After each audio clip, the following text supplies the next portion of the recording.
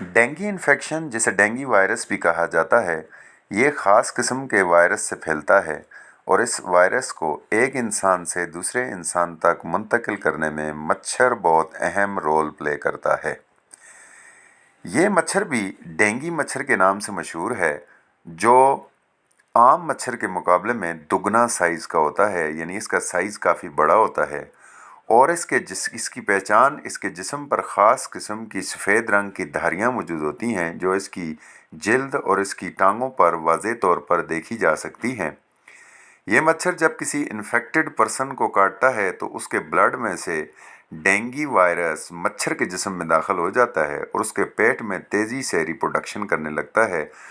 اور اس حالت میں یہ مچھر کسی بم سے زیادہ خطرناک ہو جاتا ہے، کیونکہ جیسے ہی اس مچھر نے کسی دوسرے صحت مند انسان کو کاٹا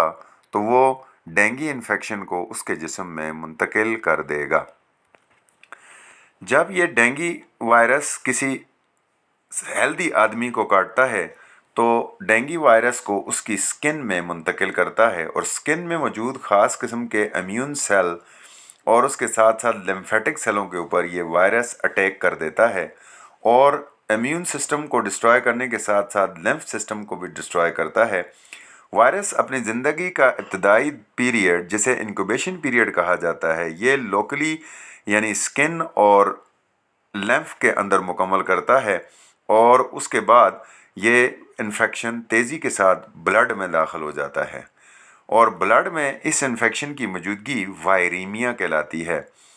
وائریمیا کی صورت میں انسان کی جو بلڈ ویزلز ہیں وہ پرمیبل ہو جاتی ہیں، اس میں سے پلازما باہر لیک ہونے لگتا ہے، اور وائٹ بلڈ سیلز اور پلیٹلیٹس کی شدید کمی ہو جاتی ہے، جو کہ ایک انتہائی خطرناک کنڈیشن میں بدل جاتی ہے۔